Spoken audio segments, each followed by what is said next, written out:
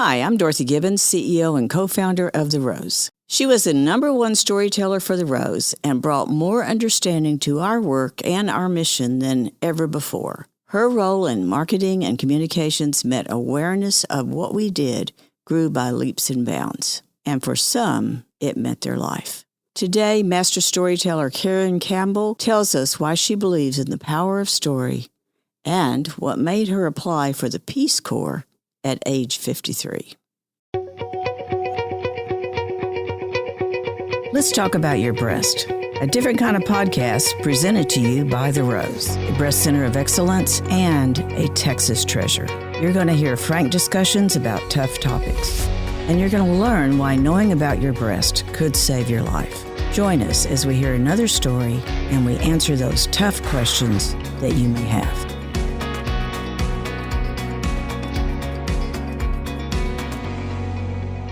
Karen, you were the first PR person The Rose ever had. And I tell you what, that was a really fabulous, huge learning time and much needed that we had someone here who was going to handle that. So what do you remember about that time? Well, the first thing I remember is that in my mind, I was not the first because you had the PR background. And so that's what I remember more than anything. It was like I was stepping into a position where my client probably knew more about the subject. Well, she knew more about the subject matter and she knew more about our business probably than I did. So it was a little bit intimidating when I first got here. But I was very excited. I had come out of the world of politics and decided that I was not in politics. I was supporting. I was a district director here. And I was curious if I could make it work in the nonprofit world. And when I got here, you were about to celebrate the 25th anniversary of The Rose. And my background was such that I had done several big events. And I was just sitting there listening to some things at a meeting, I think in the very room that we're in right now. And I thought, I think I have a place here because I realized I could literally bring something to the table, because at the beginning, I wasn't sure if I could. So I remember that 25th anniversary so very well because it was a celebration of all that you had done. So I got all your stories, or a lot of your stories, and it was like a crash course. And you got to know your client when you're doing PR, and it was a crash course. And I fell in love with The Rose. Wow, I never put all that together. That's interesting. And if you remember that night, Campbell still talks about that night. He was our MC. Yeah. And he missed a page or something, and he said, I jumped out from behind the podium and said, we're off page here. Turns out we were one of the first he'd ever done. Oh, wow. Yeah. And it was when we were with when the cancer fighters had done something with us. And I went, I totally missed that. Yeah, he was a great MC. He still is. Yeah. I tell you, he's still in there fighting for breast cancer and doing the advocacy bit, which is something you have a lot of history with, a lot of knowledge. Yeah. And when you say you jumped from politics into nonprofit, truly, I don't think you've ever left that political world. You've always been an advocate. Yeah. So tell us why. Why do you think it's so important that we even do that? I came from a very small town, and I never really believed the life I have led was possible. If you had asked me back then, envision your life in 25 years, I would have been nowhere near what happened to me. And so when I think about being from that small town, if we wanted something to happen, though, we just went to City Hall, or we talked to our pastor or whatever, and we organized and we made it happen. And I realized that while I had been enamored with the big city all of my life, the big city is just a bunch of communities, and communities that grab my heart. And so when I got to Houston, my church community decided they wanted to make a difference in some way, and we started working in an AIDS hospice, and this was only a few years after AIDS was really something in the forefront, and it's still there, and they're still doing that ministry. And I became an advocate I felt like for those who are not always heard. And when I found the Rose and you worked with the women who were uninsured, another voiceless, oftentimes, population, I thought, I don't have money. And I'm not, the most physically active person that ever walked the earth, but I have my time. And I don't have to climb a ladder to success. I just have to be a voice for people who, maybe are not always heard. And I know how to tell a story, so that's what I'll do. I'll tell their stories, and that's the legacy I'll leave. We're talking to Karen Campbell, who was the first PR person that the Rose ever had. And I don't know if you realize this, Karen, but we still go back to your stories of the interviews you had with patients. And we've found some that have continued to be with us and have been just great stories about how long people can live and how they can survive if they have a little help during the time when things are not so good. Right. So you really helped us, and I'm not just telling you this, but you helped us to see that we had a place to speak for the women that could not speak. And before then, I don't think we were at all active with the legislature or didn't even know what we were doing there, and you went with us, and we did a lot. Some of the most important things that the Rose was ever involved with was during that time. Yeah, I always hesitate when I say I was in politics because I really wasn't in politics. I was in governance. I was trying to get the laws we really needed on the books. But after a couple of years, I decided that was a young woman's job, and I was no longer young enough to keep up with that world. But it's about advocating for things. I base my life on, we've got to do justice and we got to seek mercy and walk humbly with God. And that's what I do is just get out there and try to say, hey, this isn't right. Can we do something about it? And, sometimes it makes me friends and sometimes I shake their hand and move on. So you have had a number of different kind of jobs. Yeah. And then you talk about being in governance, in politics. You're a writer at heart. Yeah. Yeah. So are you truly a reporter now, or haven't you had a reporter? I have been. Yeah. I have been. I got tickled one time. I said, I'm the person you don't want at a cocktail party because I was in religion, politics, nonprofits. So I'm either, I'm going to do the topics you don't talk about or ask you for money. Well, and you do that very well. So, and then I topped it off. My last job was I went from being a reporter at a small town newspaper to working for the local school district. And that's a great example of storytelling and advocacy is that in a small town, the news is going to be, whoever got arrested and maybe a local government, meeting or something like that. And I just love a good story. And so the school system was amazing and they were doing great things, but people were not aware of it.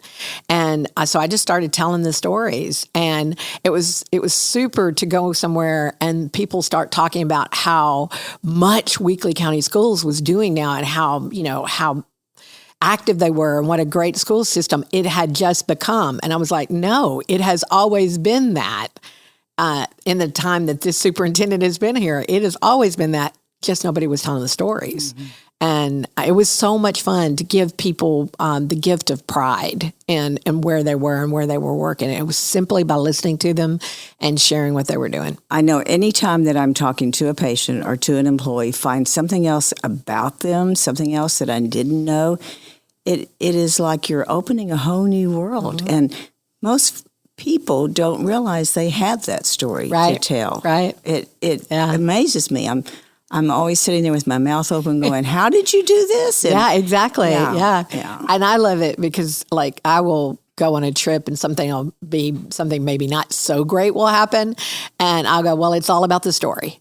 And I've directed a few weddings in my time. And I said, I always tell the bride, you don't want a perfect wedding. Nobody remembers a perfect wedding. They remember when the flower girl dumped the flowers on the ring bearer's head. That's what they remember. Right. I said, so don't worry if it's not perfect. It'll be a great story. Oh, and you always knew how to source those out, those great, great stories. Now, a while ago, you said you're not the most active person in the world.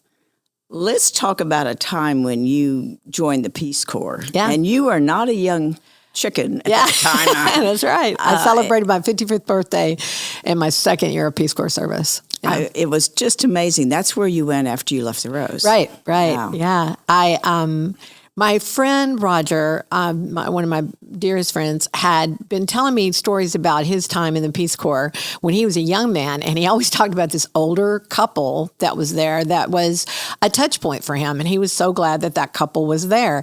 And one night after I had been thinking about the fact that I was a small town girl.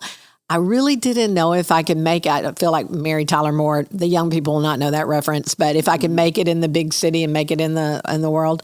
And I had been here. I'd been here for about 3 to 4 years and working in nonprofits, and we'd gotten some stories out, and we'd gone through the 25th anniversary. Some things had happened, and I was like, oh my goodness, I got them on TV and I got them in the newspaper, and who knew I could do that, And so I thought, okay, well, now I've done this. What's next? And a thing popped up in social media advertising the Peace Corps. And so I said, I'm going to do it. I'm going to go try to see if I can be that maybe touch point person in a group of volunteers' lives. And so I was smart enough to say, but I want to go to Costa Rica. And because it's close, and I was smart enough to say when I got there, yes, I will stay in this smaller town where it's very, very hot and it's middle of the rainforest and do the job that I came here to do, or you can let me work with the Ministry of Education and I can be one of the people who's helping to shape the curriculum because I've got the degree plan that you need for that. And you promised them one and one didn't come. So here I am. So I wound up serving in the Peace Corps living behind a pizzeria and gastropub right outside the capital city. So it's not exactly everybody's Peace Corps experience. No. But it was great. And I felt like, I made a difference, and I was pleased. I made it all the way through. I did wound up, when I was through, I had a hip replaced because I had been arthritic a little bit going in, and we walked everywhere or rode the buses. So by the time I was through, I was like, oh. But now I'm good to go. Wow, I do remember that. And I remember all the physical things you were doing just to get yourself in shape. Oh, gosh, yes. Oh, yeah. Including walking across Spain with a certain person. Yes, Karen had this great idea about walking the Camino, and that's in Spain, and it is a very holy walk for a lot of people. It is 500 miles. Yes, I did not do 500 miles. And I didn't either, but, I always said, I've always wanted to do that. And we started with 8 people, and it got down to just Karen and me going. Yeah. And I made my 65 miles for my 65th birthday. Yes, you did. And I so remember some young person, and you were younger than me, but it wasn't you, said, anyone can walk the Camino. I mean, if you're active at all, it's not strenuous. Like, it's not. It was. I mean, I was ready to give up the second day. I love, though, that on that trip, so it was a 2 week for me, 1 week for you. And only Dorothy would meet a breast cancer survivor on the Camino. Right. We were having a picnic, and the woman stopped, and you didn't speak Spanish. I'm not trying to, at the time, you may have learned since then, but you didn't speak Spanish. And so I was playing interpreter for the young woman and you, and my Spanish wasn't great. That was part of why I was there, to see if I could make it through, a Peace Corps experience with Spanish. And I realized she's telling us that she's had breast cancer. Mm-hmm. And we not only met her on that trip and had a picnic, she shared, our picnic with us, but she came back because she was a day walker. She just would go and do a day because she lived in Spain. And she came back and we celebrated your birthday with her. Yes, yes. That was such an experience. I love that, yeah. It's all about the story. It's all about the story. And if you remember, when I was really ready to give up, I'd say to you, tell me a story. Yes. And you would roll into something just to get my mind off of it. I think I told you the plot line of the movie, an entire movie. It was something in the volcano. Oh, yeah. Joe versus a volcano. Yeah. A very underrated but great movie. Oh. Now, Karen, there's that wonderful side of you that is, all full of adventure and looking for the stories, but there's also a very serious side to you. And cancer has touched your family. Mm-hmm. And tell us a little bit about that. Yeah. Well, even when I was here, one of my dearest friends, Brittany, she had already had breast cancer by the time I met her. So, again, working here at the Rose had added dimension because I had that relationship. And she had been a young woman and right at 30 who had gone through breast cancer and then thyroid cancer. And so I already had that, but it really comes home when you see somebody going through it. And my sister did not have breast cancer, but I went back home after Peace Corps thinking, oh, well, I've served here a couple of years. My sister's been, there for my mom who was fine but just needed to be checked on every once in a while. My sister's there. I'll go give her a little bit of a break and I'll be the touch point for, 2 or 3 months. And then I'm going to go start traveling. And when I got home, we realized Mom wasn't quite as okay as we all thought she was. And we started seeing the first signs of Alzheimer's. And then my sister found a knot in her shoulder or back. And I said, maybe, you got to go check that out. And when she did, it was cancer. And within 2 years, we'd lost my sister and my mom was in full dementia. So the 3 months I thought I was going to stay in my small town turned into 5 years. And it's, I've seen it from a lot of different sides. I've not had anything myself, but to see what it does to a person the day in, day out, and having worked at the hospice, I had said, I will care for Mom, but I don't want to be her nurse because I want the relationship that we've had. I want her dignity to always be there. And yet I now know that each day evolves and you don't even realize you're doing it until one day you are helping them get dressed or washing their hair or, this was all during COVID too, so doing all the things I said, I'm not going to do that. I'll do this, but I won't do that. All the lines start blurring and you just do whatever it is you have to do in that moment.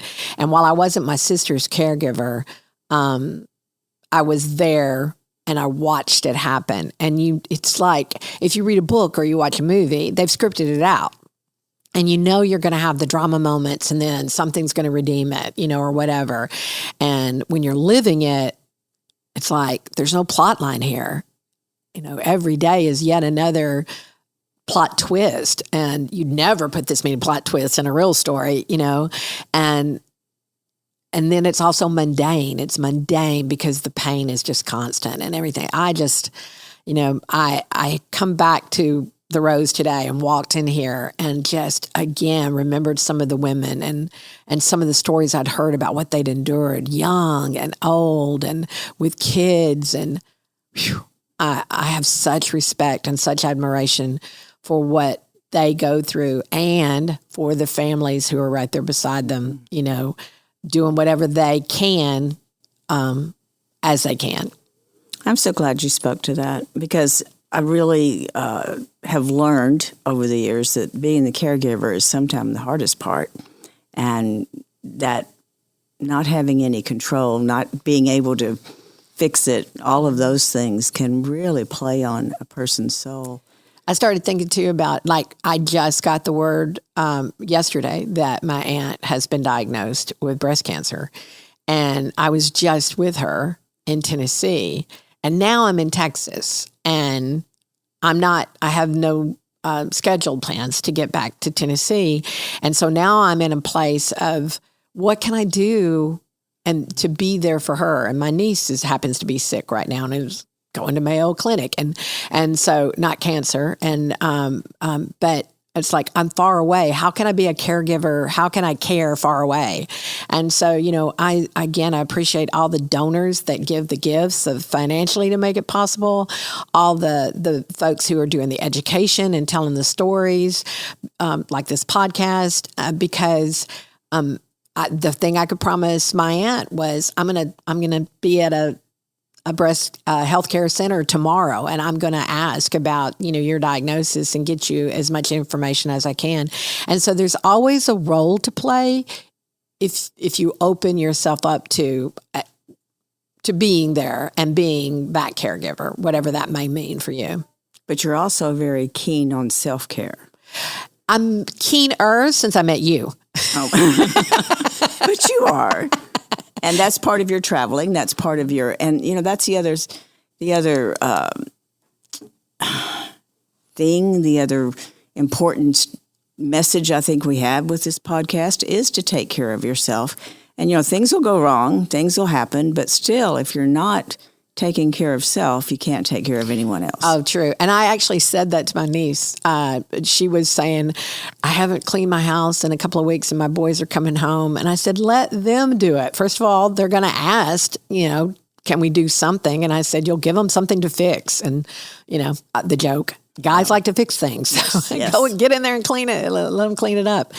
But that's true. And especially women, we don't often think of, if I take care of myself, that just allows me to be there when then I need to take care of them again, or something along those lines. Yeah, I'm better at it than I used to be. But because of my choices in life, I've been among the uninsured more than once, and because that just seemed like an additional expense.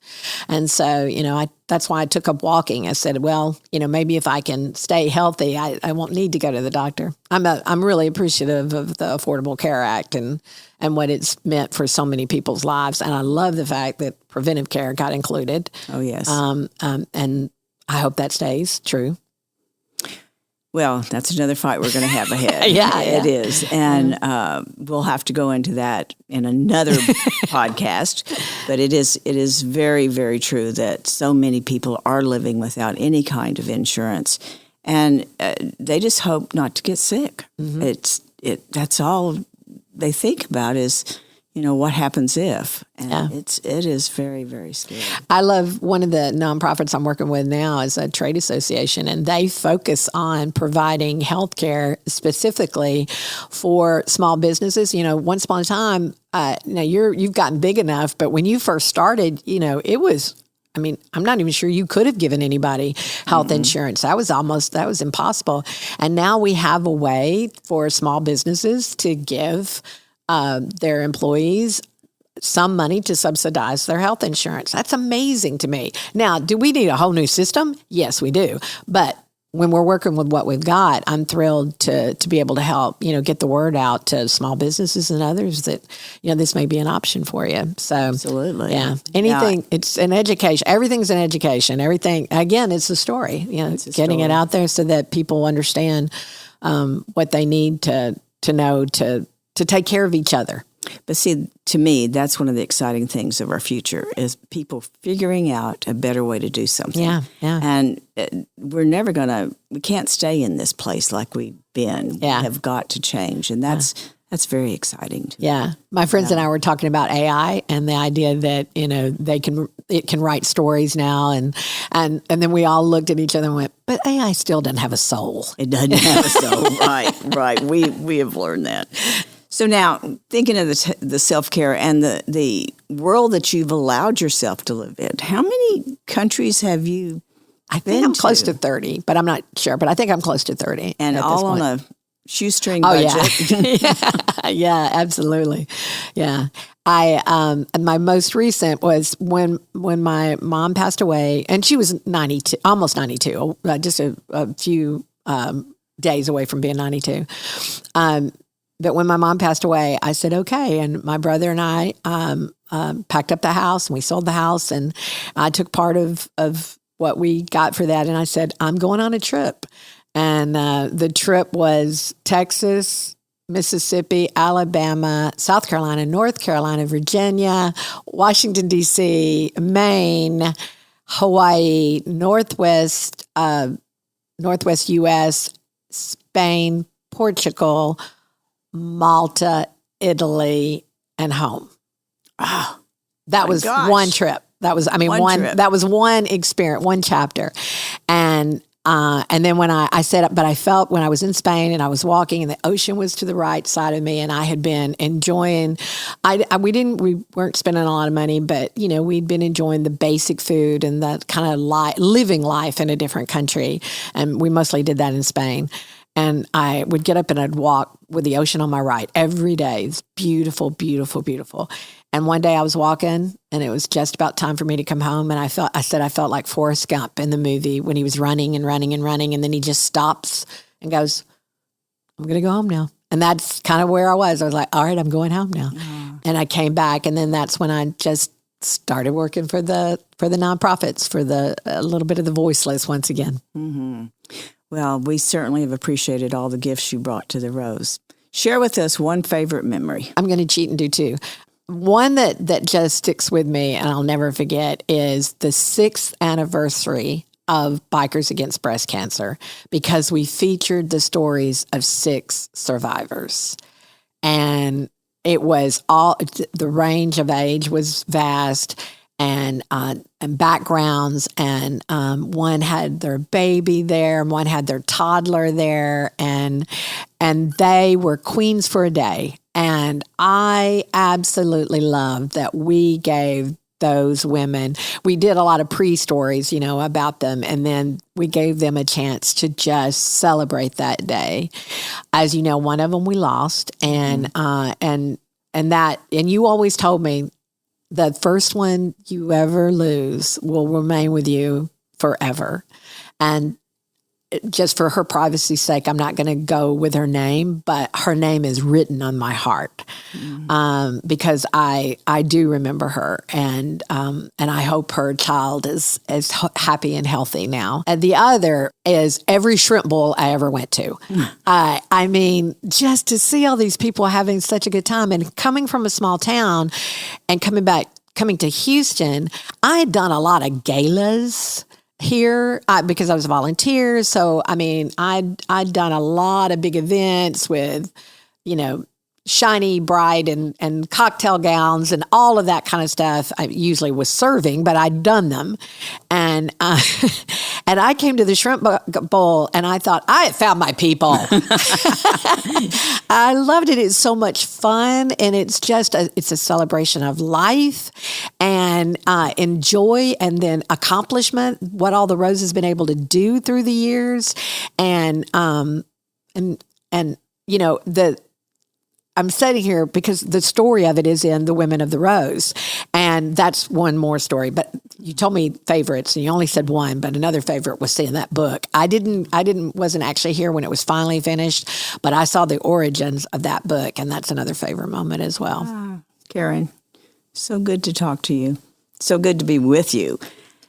As we close this up, I know you have many, many principles you follow, many mottos. I can still hear Karen telling me things about how to get through a day. So share with us your guiding principle. I think, do unto others as you would have them do unto you, of course. But as far as inspiration, it's a Mary Oliver quote, and such a happy title, When Death Comes.